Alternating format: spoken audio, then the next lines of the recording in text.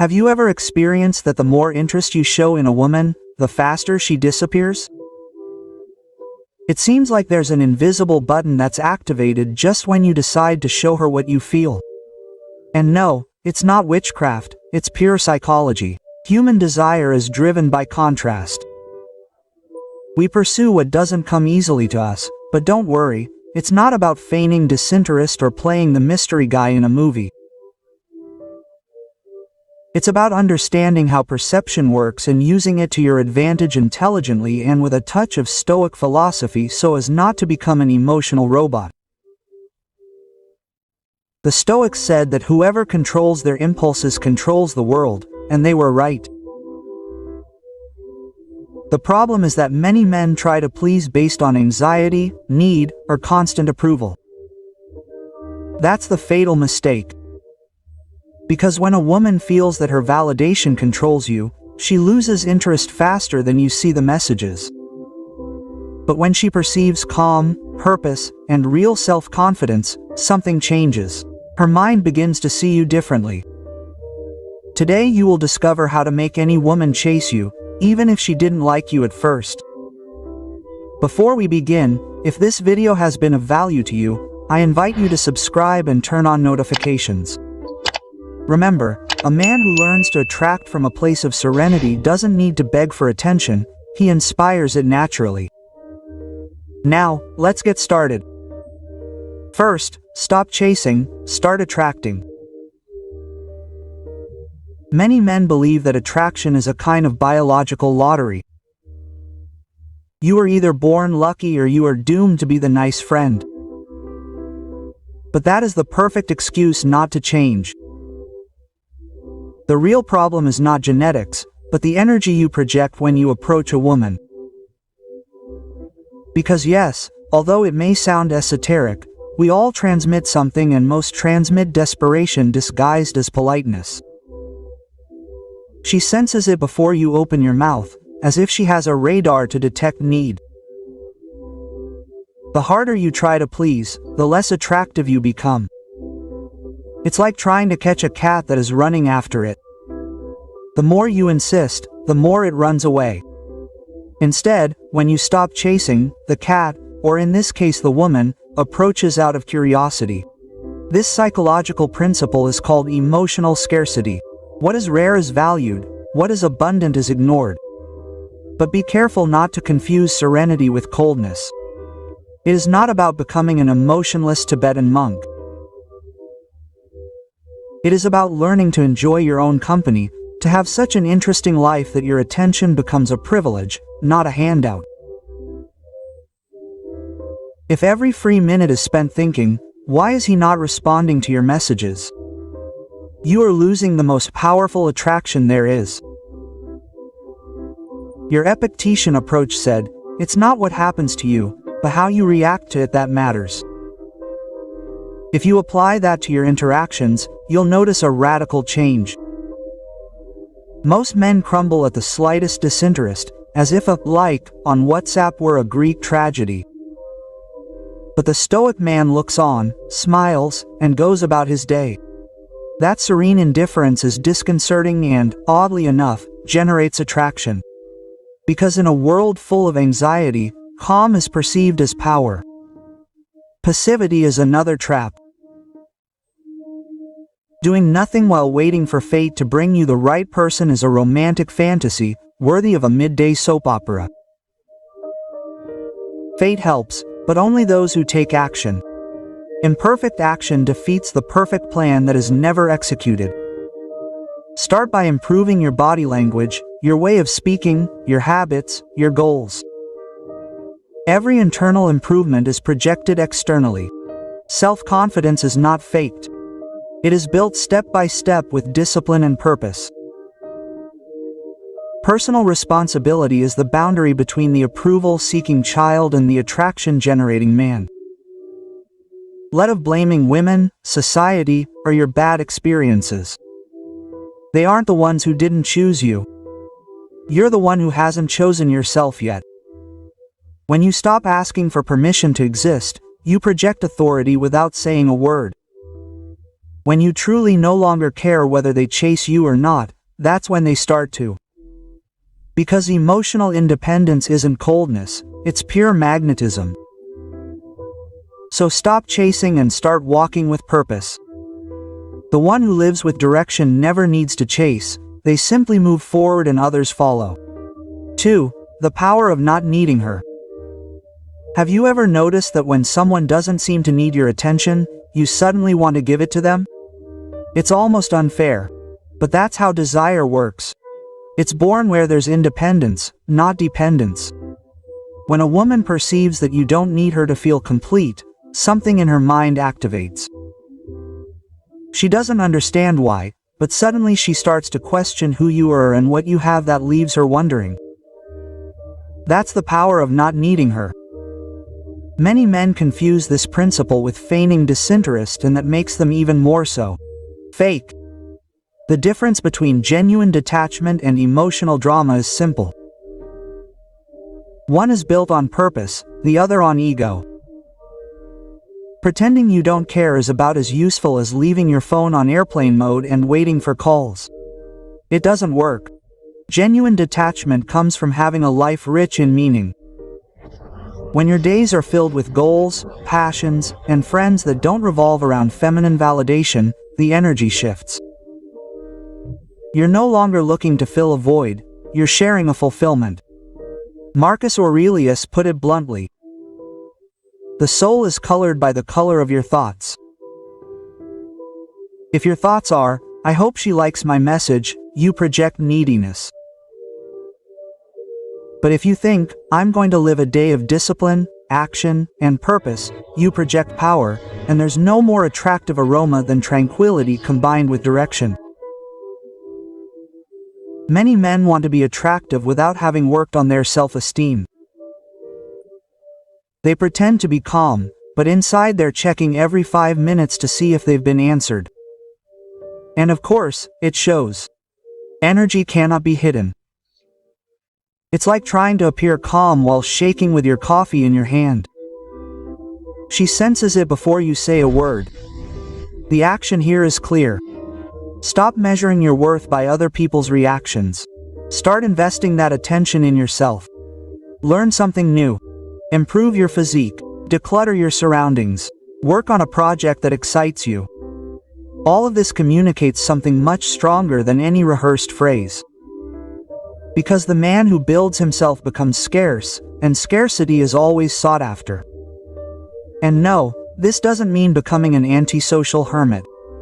Detachment is not isolation, it's balance. You can show interest, but without obsession. You can want to be liked, but without begging. You can admire, but without idolizing. The most powerful attraction comes when you are able to enjoy someone's company without needing it to feel valuable. Even though many people don't want to admit it. The more you focus on being liked, the less you are liked. When you stop trying and start growing, the change is noticeable. She doesn't rationalize it, she feels it. So stop chasing approval and start chasing purpose, because in the end, the one who doesn't need to prove anything ends up proving everything. And that's when she starts to wonder why she can't stop thinking about you. 3. The calm magnet effect. There's a reason some men walk into a room and without saying a word, command attention. They're not the best looking or the loudest, it's their calm. There's a magnetism to serenity that noise can't buy. While most people try to stand out with rehearsed lines or exaggerated poses, the calm man effortlessly dominates. His presence says, I don't need to prove anything. And that paradoxically proves it all. We live in an age of chronic anxiety. Everyone wants to be heard, validated, approved of. Amidst all the noise, the man who keeps quiet becomes intriguing. It's like a pause in the middle of a song that no one was expecting. That pause forces attention. Women notice it instantly. Not because he's doing anything extraordinary, but because he's not competing with the general desperation. Epictetus taught that it is not the thing itself that disturbs a man, but the opinion he has of it. In other words, the problem is not what happens, but how you react. If every gesture, message or look upsets you, you lose control of the board. Calmness is not about ignoring emotions, but about governing them. Showing serenity in the face of the unexpected communicates strength. It is the kind of self-control that generates respect before desire and desire after respect. Many believe that appearing calm makes them seem boring. But calm is not boring. It is an emotional luxury that few can afford. When a man remains equanimous in the face of chaos, he projects silent power. It is like watching someone walk upright while everyone else runs in panic. You do not know what is wrong, but you want to get closer to finding out. Start with the simple. Do not react impulsively to a message. Do not speak out of nervousness. Do not seek to fill uncomfortable silences. Learn to enjoy them. Silence well managed is more seductive than 1,000 empty words. Every time you manage to contain an unnecessary reaction, you strengthen your character. Calmness is trained like a muscle. Imagine yourself as a lake. If every pebble that falls on you upsets you, your reflection becomes distorted. But if you learn to keep the surface calm, everything around you will be reflected more clearly. The woman who watches you is not attracted to the agitated lake, but to the depth that conveys stability. The more control you have over yourself, the more curiosity you arouse in others. The mystery is not in keeping quiet for the sake of strategy, but in mastering the reaction. So the next time everything around you seems chaotic, remember that your calm is the magnet. Don't compete with the noise. Be the pause that everyone needs to hear. Because in a world full of shouting, the one who speaks quietly is the one who really has something to say. 4. The imperfect action that makes you irresistible. There is something almost comical about how many men wait for the perfect moment to act. They wait for more money, more confidence, more muscle, more experience, more clear signs that she is interested. And while they wait, life passes them by, opportunities evaporate, and they become philosophers of what-ifs. The irony is that the appeal is not in perfection, but in action. Women don't remember the guy who planned to do everything right, but the one who dared, even if he stuttered at first. The secret is to move while others hesitate. Fear of rejection is a fancy excuse for not trying. Everyone feels it, even the most confident. The difference is that some use it as an impetus and others as a deterrent. Marcus Aurelius summed it up with brutal honesty. Don't waste your time arguing about what a good man should be like. C1. That phrase applied to relationships means stop analyzing how to get someone to like you and start behaving like someone who already likes themselves. Many men want to learn attraction techniques when what they really need is to move. Action breeds confidence, not the other way around. It's impossible to feel confident without having done something to back it up. If you wait until you feel ready to act, you'll die waiting. Start with clumsy steps, but start.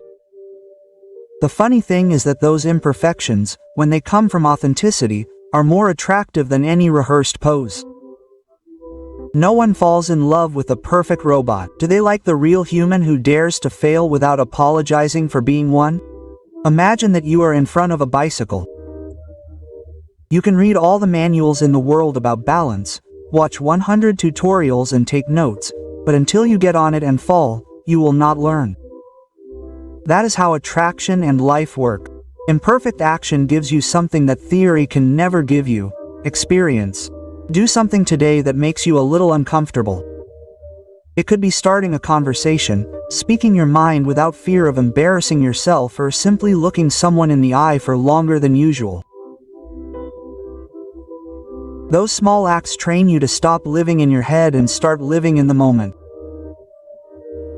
Each action, no matter how insignificant it may seem, is a brick in the wall of your confidence. The funny thing is that the more you act, the less you care about the outcome. You begin to understand that life is not about always winning, but about playing without fear. And that paradoxically makes you magnetic, because the one who acts without depending on the result transmits freedom, and freedom always attracts. So stop planning the ideal moment and create the moment. Stop looking for guarantees and start adding experiences. Perfection paralyzes, action builds. In the end, it is not the one who waits for the right move that wins, but the one who takes the step and corrects it along the way. And believe me, no one remembers the one who never dared. 5. The responsibility that makes you irresistible. There is an uncomfortable truth that few want to accept. No one owes you anything, not love, not attention, not opportunities. But we live in an era where many men behave as if the world owes them an apology for not recognizing their good heart. It is almost cute, if it were not also effective. Women do not fall in love with the man who complains, but with the one who takes control of his own life. Responsibility, although it may sound boring, is one of the most attractive qualities that exist, because it demonstrates something that is scarce: maturity. The man who assumes responsibility does not play the victim. He doesn't blame the past, or women, or the algorithm. He understands that everything he doesn't control on the outside, he must compensate for with what he does control on the inside. That mindset changes everything, because while most complain, he acts, and although he doesn't always win, he always moves forward. That's the difference between those who sit around analyzing the game and those who end up writing history. Epictetus put it with surgical precision. Choose not to be hurt and you won't be. That phrase seems simple, but it holds enormous power. It means that true control is not in avoiding blows, but in deciding what you do with them. The man who understands this doesn't break down when something goes wrong. He learns, adjusts, and moves on. That resilience is addictive, because a woman can admire beauty for a while, but she respects and is attracted to the spirit that doesn't break. Many men confuse responsibility with rigidity. They think that being responsible means becoming serious, boring, or predictable. But that's not it. True responsibility doesn't kill the fun, it makes it sustainable. It's like the solid foundation of a building. No one sees it, but without it, everything falls apart. A responsible man doesn't need to prove he's mature. His life proves it. He pays his bills, keeps his promises, and doesn't hide behind excuses. In an age of improvisation and complaining, that's revolutionary. Imagine life as a chessboard.